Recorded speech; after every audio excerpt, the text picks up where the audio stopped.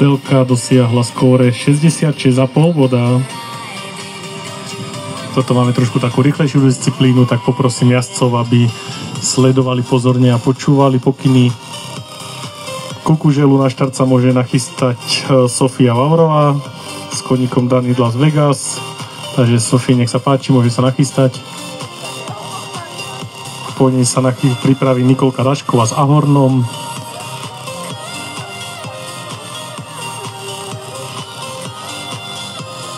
A Datka Čerepanová. Takže Pleasure Junior si svoje sily zmerá 9 jazdcov.